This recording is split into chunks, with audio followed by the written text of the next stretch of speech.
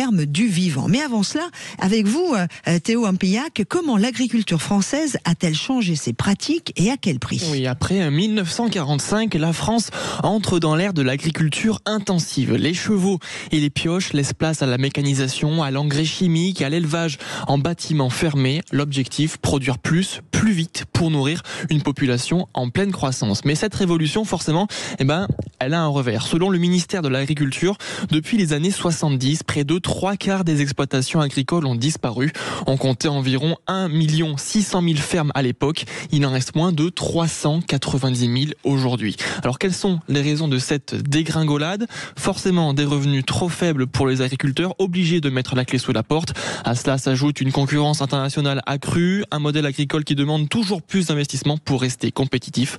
Malgré ce constat, l'agriculture française produit plus efficacement que jamais, mais malheureusement avec de moins en moins de fermes pour nourrir le pays. Alors vous en pensez quoi ? Vous êtes vous-même agriculteur, vous êtes vous-même en train de faire un virage pour revenir à une agriculture qui vous correspond le plus, ou vous n'avez pas le choix aujourd'hui pour arriver à en vivre, et vous, vous pouvez bien sûr venir nous retrouver au 0800 26 300 300 pour parler de ce qu'il est possible de faire et de ce qu'a fait notre invité Max. Max veut créer une filière paysanne où les éleveurs vivent dignement de leur travail, où le bien-être animal est une priorité, où le goût retrouve ses lettres de noblesse. Il va nous parler entre autres du cochon noir de Provence, une race avec laquelle il a redonné vie, c'est une race ancienne à laquelle il redonne vie avec des pratiques respectueuses. C'est une histoire de conviction, de nature et de cochons heureux, mais pas seulement. Cet homme est avec nous. Bonjour Max Tortel. Max, bonjour Laurence. Merci d'être avec nous. Comment ça va ? Ça va. Écoutez, Alors, je viens d'écouter le compte-rendu de l'agriculture d'aujourd'hui depuis la fin de la Deuxième Guerre mondiale. C'est fidèle aujourd'hui à la réalité. Je voudrais que l'on vous rencontre, car Sud Radio vous écoute, c'est aussi ce rendez-vous que l'on a voulu cet été pour que vous puissiez vous parler et vous raconter. J'aime bien ce mot, vous raconter. Max, vous êtes maintenant, vous avez complètement changé. Je voudrais juste, en quelques mots, que vous résumiez votre parcours qui n'a rien à voir avec ce que vous faites aujourd'hui. Vous étiez avant dans la finance. Oui, je suis arrivé dans la finance parce que j'ai un père qui était dans l'agriculture et qui voulait que je fasse des études. Donc, finance, grande distribution, financiarisation de l'économie, voilà mon secteur d'activité pendant 30 ans de ma vie professionnelle. Bon, j'ai 70 ans, donc j'ai pris ma retraite, ça fait quelques années, ça fait 5 ans. Et j'ai décidé de revenir aux sources quelques années avant ma retraite suite à une super rencontre qui m'a bien remis les choses en place dans la tête. Qui est cette rencontre ? Cette rencontre, c'est la rencontre de Pierre Rabhi, que j'ai rencontré début des années 2000. J'ai pu lire ses livres, j'ai pu le rencontrer, j'ai pu travailler avec lui sur des projets de centres agroécologiques, toujours avec l'esprit d'entreprise. Qui m'est cher, mais dans une autre optique, on va dire, de vie et de cadre de vie et de société également. Vous avez rencontré Pierre Rabhi, vous qui vouliez, quand vous étiez adolescent, devenir déjà berger, même si votre papa vous en a empêché à l'époque, vous réussissez donc à revenir à votre, j'allais pas dire vos premières amours, mais à vos premières sensations, à vos premières évidences de métier, grâce aussi à Pierre Rabhi. Oui, parce qu'il a écrit sur plusieurs ouvrages, j'ai fait des conférences sur ce qu'est en fait les valeurs que je donne à la vie aujourd'hui. Cette valeur passe par, bien sûr, la fraternité, par la bienveillance entre nous, mais pas entre les humains. Une bienveillance indispensable avec la nature, avec les animaux, avec tous ces êtres qui nous entourent et qui font que la vie est belle. La preuve aujourd'hui, de plus en plus de gens vont à la campagne. C'est parce que quelque part, il faut revenir à ses racines que malheureusement beaucoup ont perdu. Vous avez aussi une rencontre, une amie qui vous a un jour parlé d'une autre voie. Alors, l'autre voie, c'était justement vivre honorablement à la campagne. Je pense que vous faites allusion à cela. Et puis, vous savez, quand vous étiez, parce que vous êtes aussi passé par la grande distribution, donc vous avez vraiment vu pas mal de choses, et elle vous avait proposé, tout du moins, elle vous avait parlé d'un cabinet de patrimoine solidaire. Ah, tout à fait. C'est ce qui a amené c'est ce qui a amené ma rencontre avec Pierre. En fait, j'avais un cabinet de gestion de patrimoine et je travaillais beaucoup avec le monde de la grande distrib indépendante, c'est-à-dire les Intermarchés, les Hull, les Leclerc, etc. Et donc cette amie, Josette, qui est sur Aix-en-Provence, là où j'habite, me dit, mais écoute, moi je vends mon cabinet de business, de placement financier, immobilier, etc. Et je crée un cabinet d'épargne solidaire. Je lui dis, qu'est-ce que c'est cette bête? Et c'est là qu'elle me dit, ben voilà, je crée le livret Agir avec le crédit coopératif, et une partie de ces fonds va être versée à une ONG qui s'appelle Terre et Humanisme, qui fait la promotion de l'agroécologie et dont le maître était Pierre Rabhi. Donc c'est de là que j'ai connu Pierre et c'est de là que j'ai vu qu'une autre finance existait.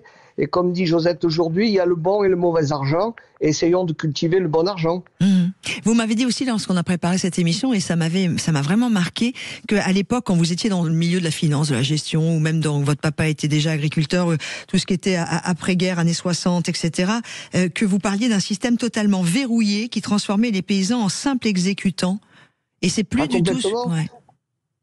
Complètement, si vous voulez. Alors, mon père n'était pas paysan, c'est mes grands-parents qui étaient paysans.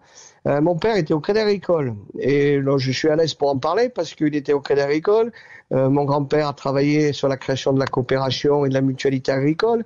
Et en fait, à l'époque, c'était pour permettre d'améliorer les revenus et le cadre de vie des paysans. Or, le monde de la finance s'est saisi du sujet et on a monté un système verrouillé qui s'appelait, dans les années 70-80, l'intégration, où le paysan devenait un simple pion, un OS de l'agriculture. Ce qui a fait qu'un jour, j'ai entendu même un riche bosseron céréalier dire n'importe comment, le monde de l'agriculture, aujourd'hui, c'est un monde de paysans d'illettrés, vous avez qu'à voir. Donc, qu'est-ce qui se passait? Le paysan investissait, alors c'était chez nous dans la Drôme, mais c'est aussi en Bretagne ou dans d'autres régions, investissait sur des poulaillers immenses, des laiteries immenses, etc. Le Crédit Agricole, bien sûr, faisait des prêts bonifiés. La coopérative devait s'occuper de tout, la commercialisation, le technique, l'apport des aliments, etc. Et puis jusqu'au jour où moi, quand j'ai fait un passage dans l'agriculture avant d'aller dans la distribution, je leur ai dit, mais attendez, mais si demain il y a un problème, qu'est-ce qui va se passer pour ces pauvres paysans? Eh bien, pas de problème, il n'y aura jamais de problème. Sauf qu'il y a eu une faillite et malheureusement aujourd'hui, il y a des suicides. Alors quand le monde agricole est en colère, c'est parce on a mis le monde agricole dos au mur. Et aujourd'hui, les solutions, on les a. Ceci dit, on en parle, mais on le fait à la marge. Or, il ne faut pas faire à la marge. Aujourd'hui, il faut que ça soit l'objectif numéro 1, la biodiversité, le réchauffement climatique et l'alimentation. Notre alimentation locale et une alimentation pour réapprendre aux gens à s'approprier leur assiette. Car malheureusement, pour les nouvelles générations, on a arrêté tout ça. Ce que nos anciens faisaient avec beaucoup de bon sens. Max Tortel, qui est notre invité ce matin dans Sud Radio, vous écoute. Après cette carrière où dans l'agro-industrie, la contrôle de gestion, la finance, vous avez en 2017, après 10 ans dans tous ces magasins et dans les magasins bio de proximité dans lesquels vous avez aussi travaillé, vous décidez de tout vendre pour acheter une fermette près d'Aix-en-Provence.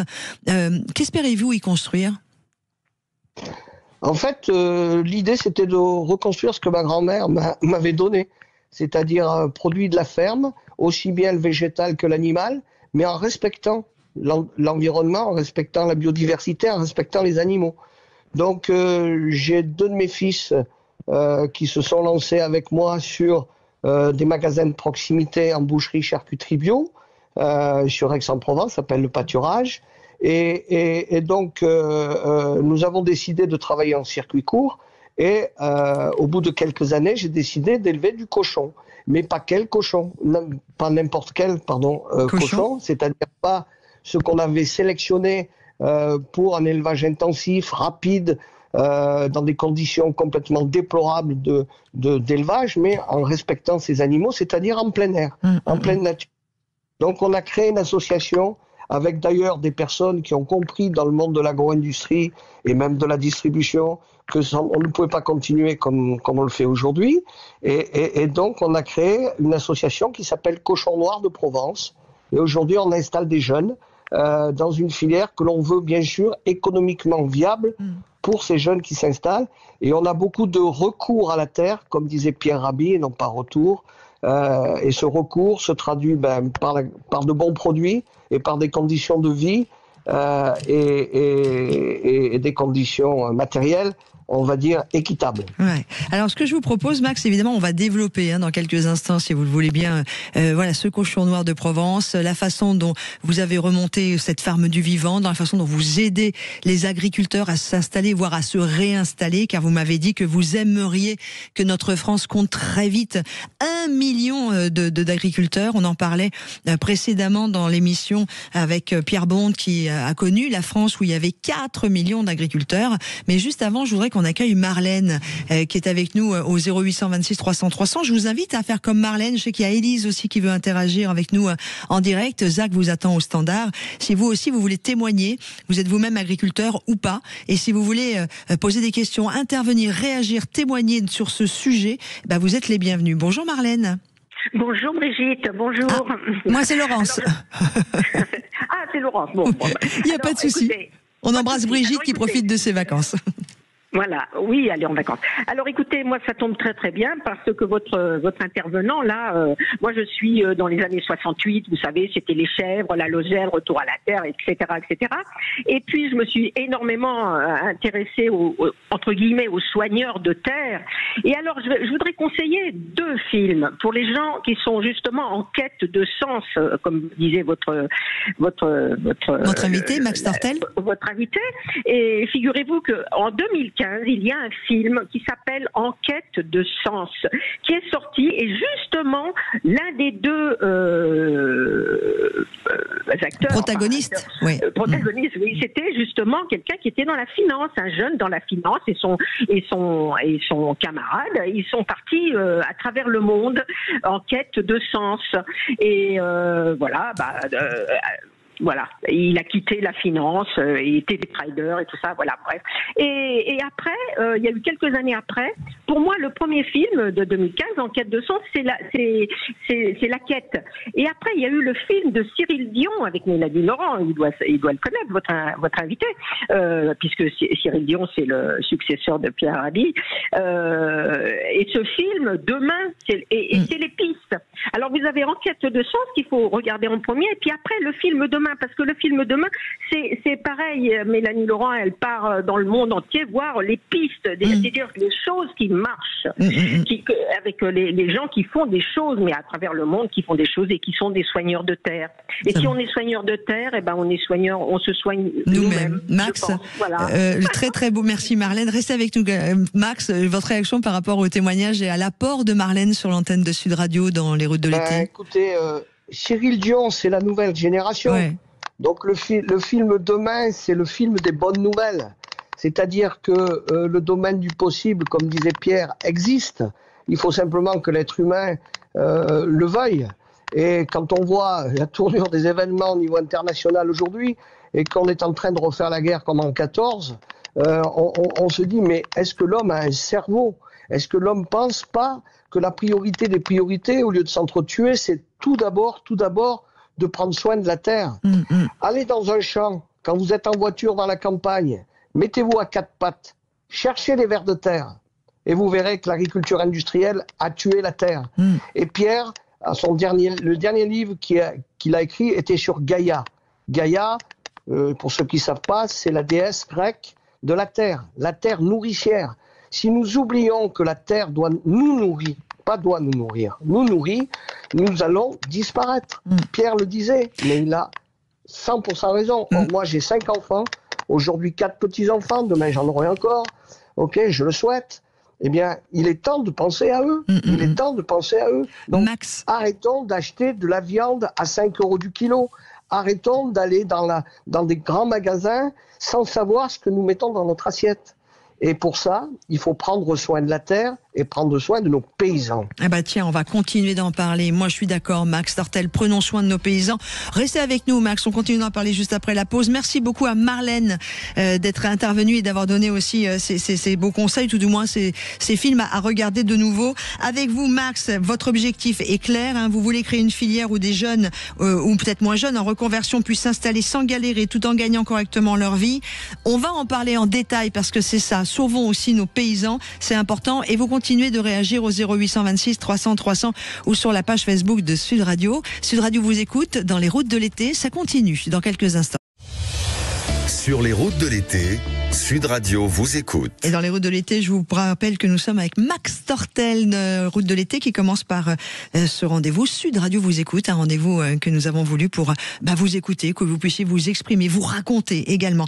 Max Tortel, c'est un homme qui a décidé en 2017, après plus de 10 ans d'une vie incroyable, totalement différente dans la finance, dans la gestion, dans la grande distribution, dans les magasins bio de proximité. Il a ouvert une fermette, il a acheté une fermette près d'Aix-en-Provence. Il est revenu à ses racines premières avec ses enfants. Ils ont monté tout cela. Et puis maintenant, Max, qui est avec nous au 0826 300 300, nous raconte comment vous avez réussi à monter cette opération sur le cochon noir de Provence et comment vous voulez aider les agriculteurs à s'installer de nouveau et à vivre dignement de leur métier. C'est vraiment le but premier, le bien-être animal et le bien-être aussi de ceux qui les élèvent.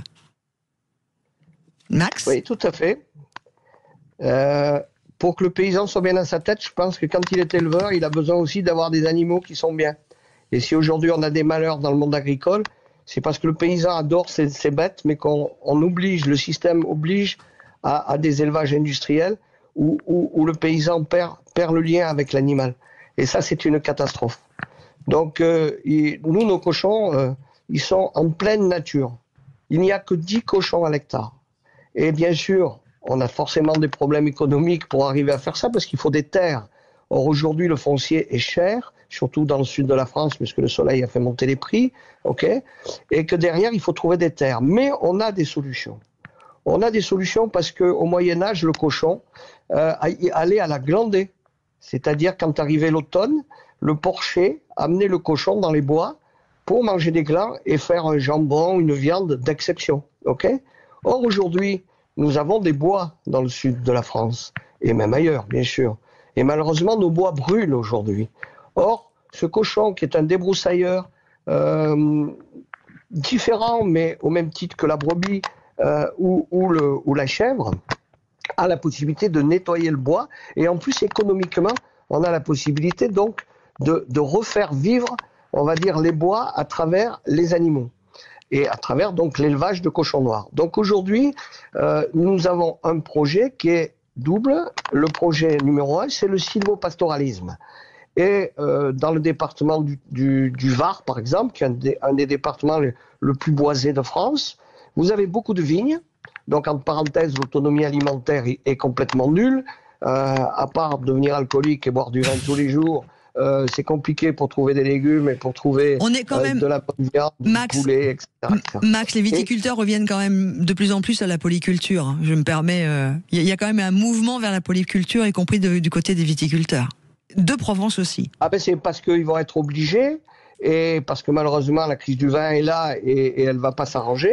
Et aujourd'hui, heureusement qu'on a des viticulteurs intelligents et que ces viticulteurs pensent à faire autre chose que de la vigne. D'ailleurs, aujourd'hui, on développe avec l'Association française d'agroforesterie de la diversité, on va dire, végétale, où on peut faire de la vigne. On peut faire comme faisaient les anciens, il y avait des fruitiers de vigne, donc des arbres fruitiers, pour faire moins de quantité, mais plus de qualité. Et je peux même vous dire qu'aujourd'hui, j'ai un grand domaine de la vallée du Rhône très connu qui nous a contactés pour mettre des petits cochons. Ils ont fait des tests, mais bon, ils ont besoin d'améliorer, on va dire, le concept, pour mettre des cochons, comme on peut mettre aussi des brebis, après la vendange, pour régénérer le sol et pour nettoyer les vignes.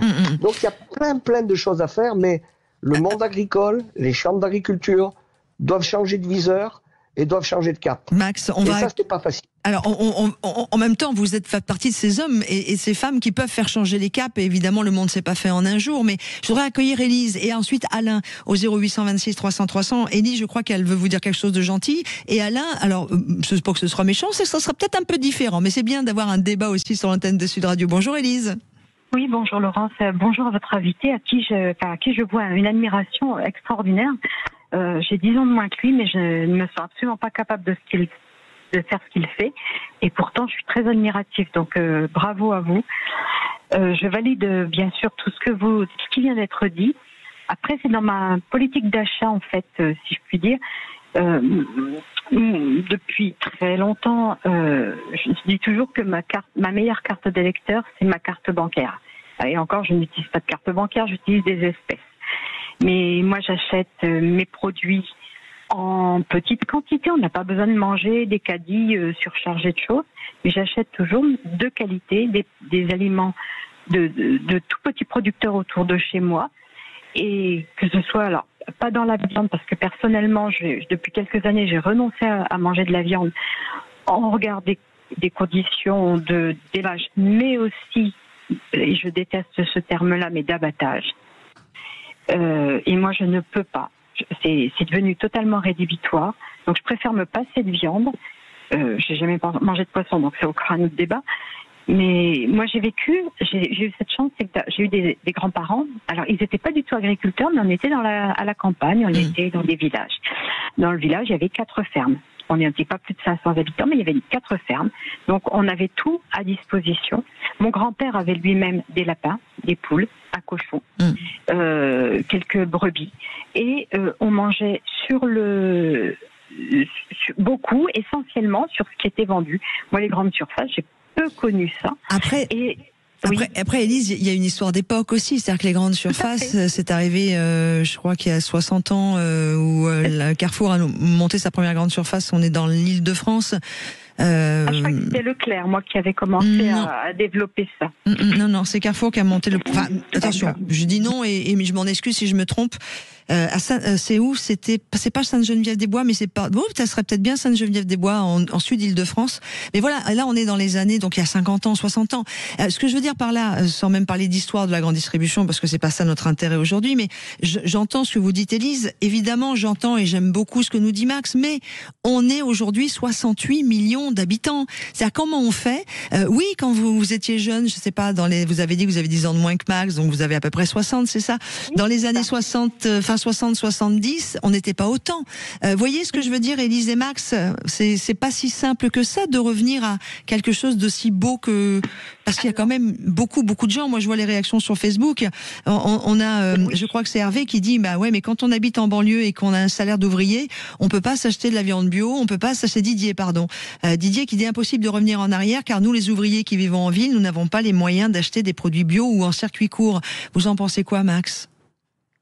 J'en pense tout simplement qu'il faut rééquilibrer les choses. Et qu'en fait, il ne faut pas oublier que 25% du gaspillage alimentaire se fait à la base au départ. Donc, bien sûr qu'il y a la ville et que ce n'est pas toujours facile de faire du local et de manger local, mais c'est la priorité. Déjà, il y a de plus en plus de gens qui cultivent leur jardin, même sur une terrasse. Ok, donc déjà vous faites forcément des économies. Bon, tout le monde n'a pas la main verte, je vous l'accorde. Ok, mais dans tous les cas de figure, il faut qu'il y ait une volonté qui soit politique locale d'ailleurs, pas forcément politique nationale ou internationale, pour dire. D'ailleurs, c'est à la mode puisqu'aujourd'hui on a on nous dit qu'il faut avoir la souveraineté alimentaire. La loi Egalim, etc., qu'on respecte absolument pas. Ok, donc commençons déjà par le commencement. Commençons par les cantines scolaires.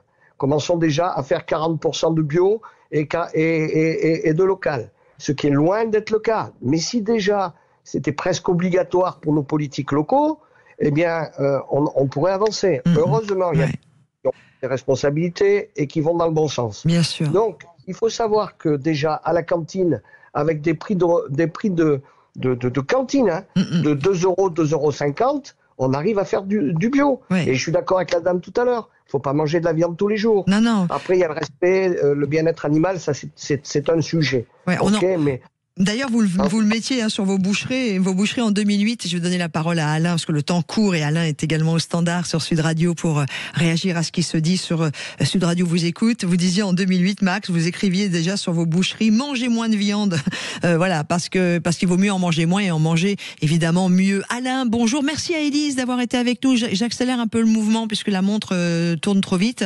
Alain, bonjour.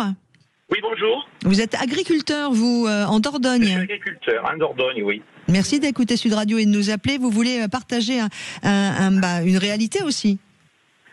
Je veux partager une réalité que malheureusement, la société a perdu les vraies raisons, les vrais problèmes de l'agriculture, qui sont pas du tout ce qui a été exprimé. J'en suis désolé et navré.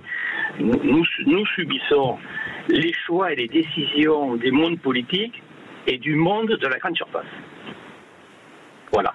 En fait, le monde politique a opté et a acté, et vous le savez mieux que moi, il a acté depuis 40 ans la mondialisation, tous les jours un peu plus et encore un peu plus, ce qui fait que nous, aujourd'hui, le prix net payé à l'agriculteur est celui des années 1980. Imaginez, il y a 40 ans de charges en plus.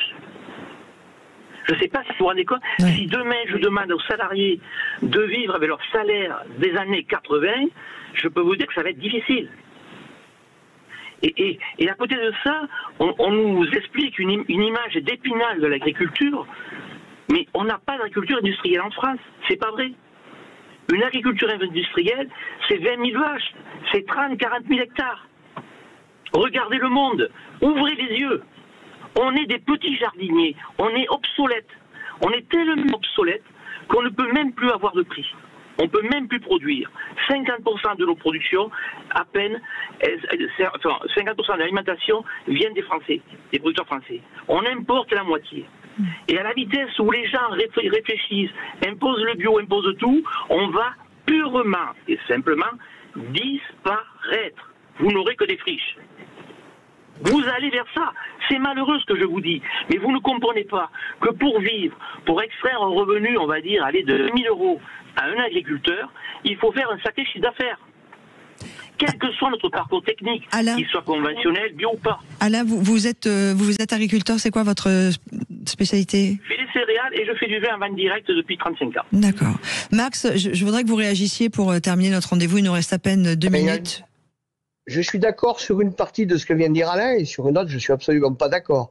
Là où je suis d'accord, c'est que malheureusement, comme je l'ai d'ailleurs dit tout à l'heure, on ne défend pas le revenu du paysan. Et je vais donner un exemple, pour aller dans le sens d'Alain. Le revenu moyen de maraîcher en France, qui va faire entre 50 et 60 heures de travail par semaine, est de 800 €. C'est scandaleux. C'est scandaleux.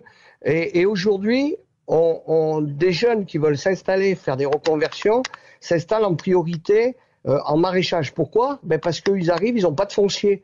Donc on leur dit, avec la permaculture, alors vous voyez, ça va un peu à l'envers de ce que je disais tout à l'heure sur Pierre Rabhi, sur le mouvement de demain, etc. Mais vous m'avez tout à l'heure dit, à juste titre, qu'il fallait nourrir la planète. Ok? Et donc déjà, chez nous, il faut nourrir 60 millions d'habitants. 68 millions. 68, oui.